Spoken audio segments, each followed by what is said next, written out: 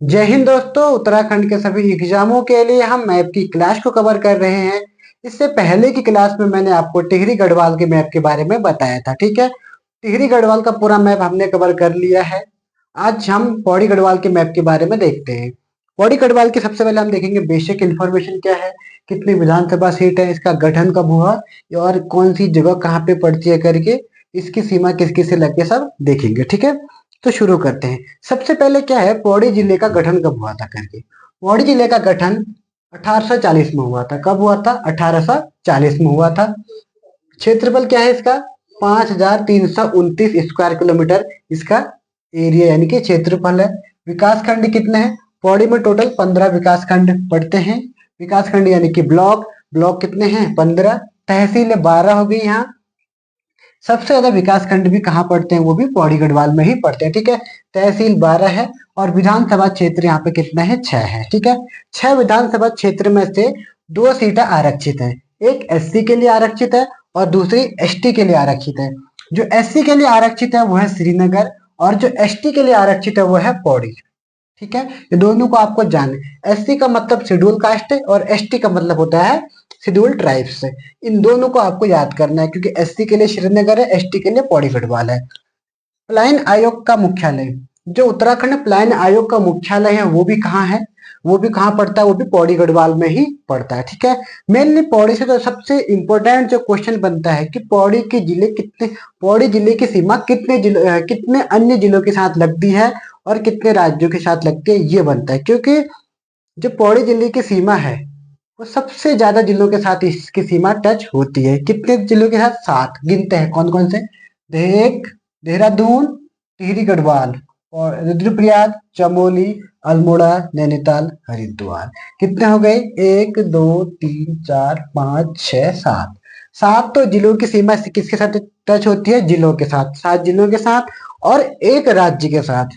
कौन सा राज्य है? वो है यूपी, उत्तर प्रदेश। यहाँ पर जहां पे मैंने कालागढ़ लिखा है, यहाँ पर से एक नीचे को लाइन है, इधर को नैनीताल है और इधर को क्या है? यूपी पड़ता है, ठीक है। इसकी सीमा यूपी से भी लगती है, नैनीताल से भी लगती है, अल्मोड़ा से भी लगती है, चमोली से भी लगती है, रुद्रप्रयाग से भी लगती है, टिहरी गढ़वाल से भी लगती है, देहरादून से भी लगती है। टोटल कितने जिले हो गए? 7 जिले और एक राज्य, ठीक है। हमने ये देख लिया। एक दूधातोली श्रेणी के बारे में आपने सुना होगा, ठीक है। दूधातोली श्रृंखला कहाँ पड़ती है? तीन तीन जिलों की सीमा पे पड़ती है, चमोली, अल्मोड़ा और पौड़ी गढ़वाल। इन तीनों की सीमा पर पड़ती है दूधातोली श्रृंखला। यहाँ से 5 नदियों का उद्गम होता है। अगली क्लास में मैं आपको मैप के बारे में मैप नदियों के बारे में बताऊंगा, तो अगली क्लास में इसको अच्छे से समझाऊंगा, ठीक है। उसके बाद क्या है? यमकेश्वर। यमकेश्वर एक विधानसभा सीट है जो कहाँ पड़ती है? वो पौड़ी गढ़वाल में पड़ते हैं, ठीक है। दुगड्डा, दुगड्डा में बहुत सारे, यहाँ से बहुत सारे अखबार अखबार भी दुगड्डा से निकले हैं। दुगड्डा भी एक इम्पोर्टेंट जगह है। उसके बाद कोटद्वार, कोटद्वार किस नदी के तट पर है? तो खो नदी के तट पर कौन सा है? कोटद्वार पड़ता है, ठीक है। ब्यास घाट, ब्यास घाट में क्या इंपॉर्टेंट है? ब्यास घाट में इंपॉर्टेंट यह है कि ब्यास घाट में गंगा और नया नदी का क्या हो जाता है? संगम होता है। गंगा और नया नदी का संगम ब्यास घाट में होता है। पौड़ी पता ही है मुख्यालय कहाँ है? श्रीनगर में है। पौड़ी आपको पता है। पौड़ी में क्या है? पलायन आयोग का मुख्यालय भी है।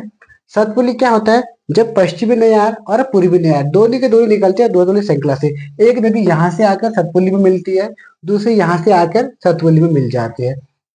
तो पश्चिमी नयार और पूर्वी नयार दोनों का संगम कहाँ होता है? वो होता है सतपुली में, ठीक है।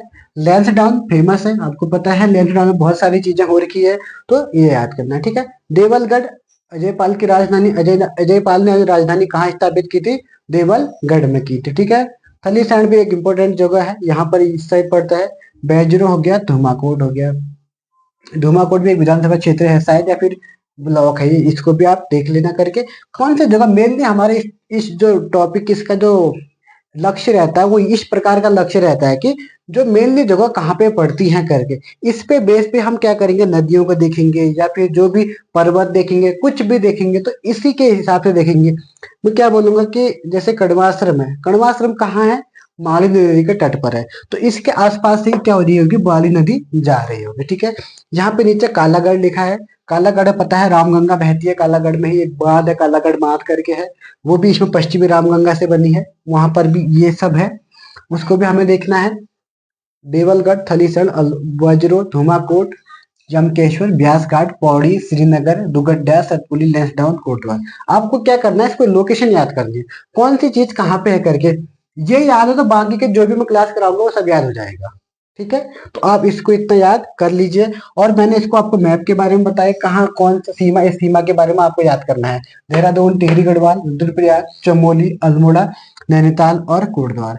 7 हो गए, 8वां पौड़ी हो गया, 9 हो गए। जिले कितने हैं, 4। अब आपको क्या करना, उन्हीं 4 जिलों के नाम याद रखने हैं, बस हो गया। अब वो 4 जिले कौन से हैं? एक है उधम सिंह नगर, एक है चंपावत, और क्या बचा है, एक है उत्तरकाशी, 3, एक और बच गया, एक कौन सा है, पिथौरागढ़। ये 4 याद कर लो, बाकी ये 7 तो आपको याद होना ही है, और 8वां खुद पौड़ी गढ़वाल है। ठीक हो गया, हमने ये देख लिया।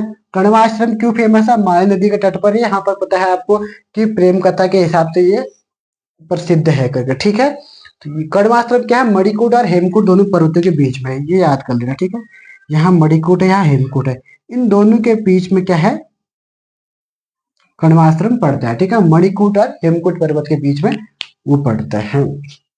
ठीक हो गया, तो आज हमने देख लिया प्लान और विकास खंड गठन, जो भी हमने सब कुछ कवर कर लिया। ठीक है, कल हम इसकी क्लास में क्या करेंगे, इसके मैप के बारे में, नदियों के बारे में देख लेंगे, और इसके पर्वत पर्वत जो भी यहाँ होगा उसके बारे में देखेंगे। ठीक है, तो आज के लिए हम इतना ही देखते हैं, फिर मिलेंगे नेक्स्ट क्लास में।